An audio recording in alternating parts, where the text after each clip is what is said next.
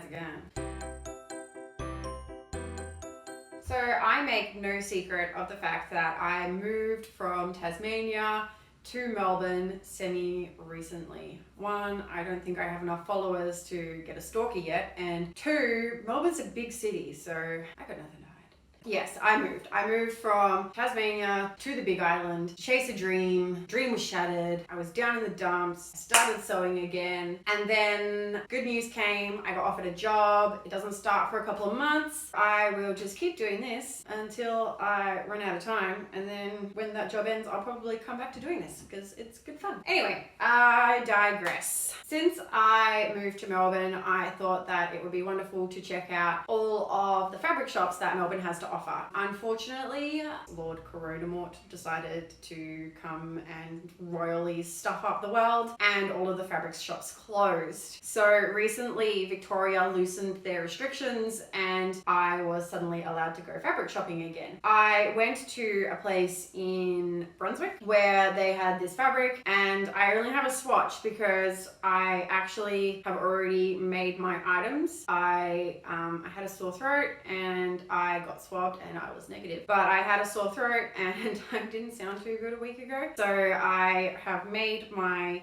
dresses. However, I kept a swatch so that way I could show you what I'm talking about. Now, when we sew, everyone always talks about right sides together or wrong sides together. One would assume that this particular fabric, the right side is this side and the wrong side is this side. That is because this is the more detailed side and this is clearly the back of the fabric. When I first saw this fabric in the shop, I saw this less detailed side first and I was absolutely instantly in love with it. I thought it was spot on and I couldn't wait to buy it and turn it into something. Then I actually unrolled it from the roll that it was on and I realized that someone had rolled it the wrong way around and that this was actually the front, and I didn't like it as much. So this is really a discussion on the right side versus the wrong side, and the fact that the right side is the side that you like best, because some people get super hell-bent on this idea that you cannot make something the wrong way around. People will notice something. I don't know. No one's gonna notice. Trust me, if you just wear it and wear it with pride, people aren't gonna know. I'm going to kind of make two dresses. I had to make them a bit shorter than I anticipated. Well, no, actually, I made them as short as I wanted to, but shorter than the pattern called for, but I didn't like the length of the pattern anyway. I found a pattern online and the link will be down below. It's free. You can see I have a standard way of copying patterns from online. I don't own a printer. Basically what I do is I just get a piece of paper, hold it up to my computer screen, kind of trace it out. Sometimes when it is more than the size of my screen, I just 100% it and then I kind of try and make the lines line up. Sometimes I will download the pattern into like Photoshop, although I'm way too poor for Photoshop. I will download it into a free version of Photoshop. Then I will mark on the digital pattern where my line on the paper pattern ends, that way I can shift it all across sideways and go again, lining up the paper and everything. It's not perfect, but it's near good enough. I would say let's get started, but let's face it, I already finished. After I traced my pattern pieces onto brown paper, I then had to cut them out of the fabric.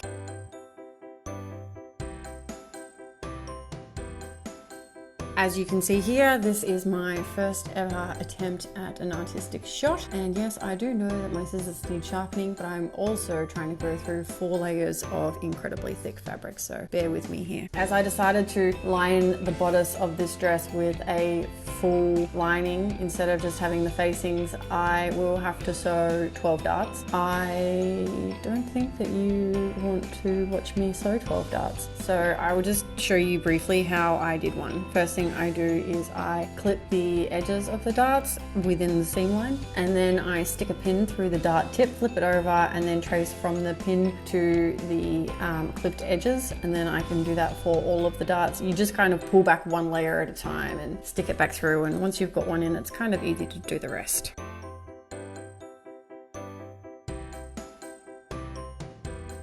Then I sewed my darts, and as I said last week when I was corrected about the right direction they run in, I sew from seam opening until I get to the dart tip. Make sure that you do not backstitch the tip. Instead, you want to leave enough thread on the end to tie it off as a way of securing those stitches.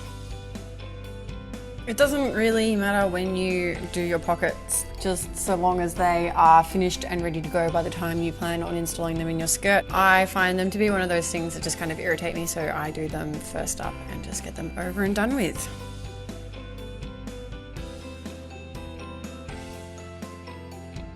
In order to create a fully lined bodice, the first thing that you want to do is sew your shoulder seams of your outer fabric and the shoulder seams of your inner fabric. So you want to match them right sides together, whichever side is the right side for you. Then stitch your 1.5 centimeter seam allowance on both of them. Now it can get really confusing if you think about the fact that your lining is technically inside out. Basically, you just want to make two identical bodices. Don't think about which way is the right way and the wrong way, because the bodice will just, like the lining will just push out when it's attached to the outer fabric. It makes sense. You'll figure it out.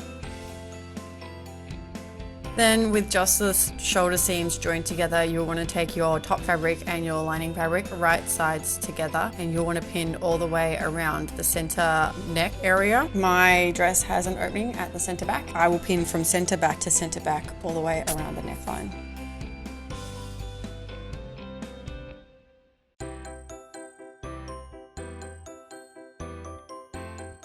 Then, once you put in more pins than are really necessary, you're going to want to sew the whole way around the neck from one opening to the other. Just make sure you leave a little gap at each end, approximately the same width as your seam allowance. Then clip the corners, press, and understitch that seam. Next, you're going to want to make sure your fabric is still right sides together. Pin the arm side seams. For the everyday man, the arm side can also be called the armhole. It just doesn't sound as fancy. Sew it down. Then clip the corners and understitch the seam as best you can. As this dress is a gift for a friend, I made sure that I understitched roughly the same place on both the arms.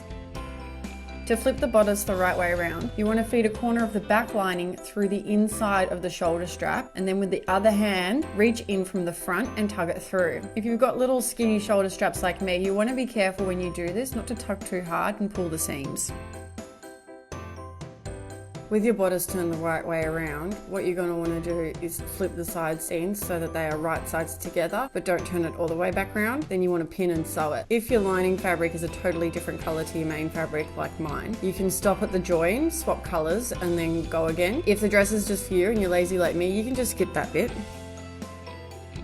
If you haven't done it already, copy the markings from your pattern onto the skirt.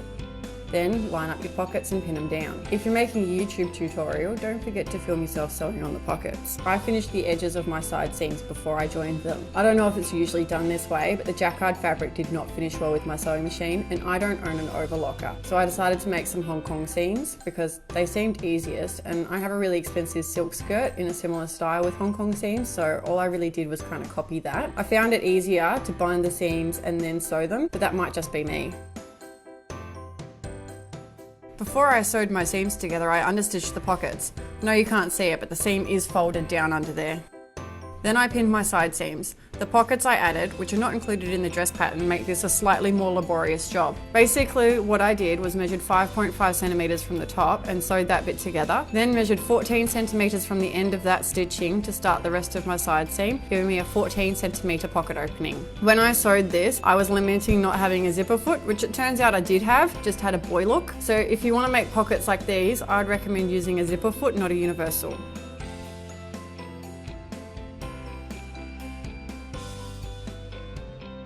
Then I sewed my two pockets together, trying to get as close to the side seam as possible. Then I laid my cat trap. Actually, this is me trying to make the pleats. I know I used lots of pins and based the pleats 2 times too many, but if you happen to know anyone in logistics or transport or the military or any kind of precision job, then you're going to know that proper preparation prevents piss poor performance. After I pleated and basted the rest of the skirt, I pinned the main bodice fabric to the skirt and sewed it down, and then unpicked all the basting stitches. Seriously, you're going to think I've got basting issues, but to install an invisible zipper, what I do is baste the seam allowance to line the zipper up on, pin the zipper down, baste the zipper, Sew the zipper and unpick the basting stitches, rinse and repeat. To sew the centre back, what you're going to want to do is find your zipper foot, pinch the zipper together and pin in place. Take note of where your zipper is stitched to, then start your back seam about 2 to 3 centimeters above that, stitching right up against the zipper. Make sure you pull the zipper tails out of the way. Once you pass the zipper, you can switch to a universal foot or just continue your way down the seam.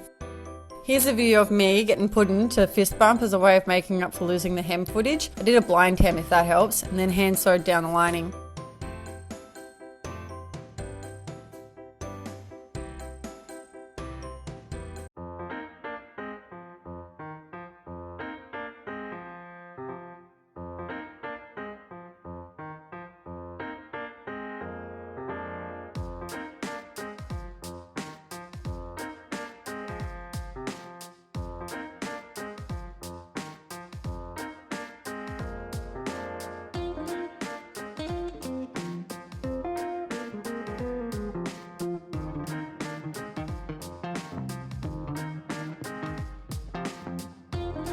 A couple of things that I would do differently. First of all, I am a sucker for always forgetting this, but I didn't really line up the pattern on the dress, and so if I would do this again, I would have this kind of as the center front instead of in between the pattern. The other thing that I would do, this is the dress that I actually intend on keeping, and I will do this later. On the inside, it's a bit odd, and I wore this to dinner, and someone noticed that the inside was different, and so what I'll do is I'll unpick the hem, and then I will just put a plain white cotton lining in the skirt. Oh, and the last thing that I did, which I managed on both dresses to get the zipper wrong. So I managed to make the zipper 1.5 centimeters lower than it should have been on both dresses. And I don't know how I made the same mistake twice, but I just did. I suppose I'm just that kind of special. Thank you for watching. If you've made it this far, I really appreciate it, because probably one of the 3 who do. And please like, subscribe, do all the good bits. Thank you. Bye.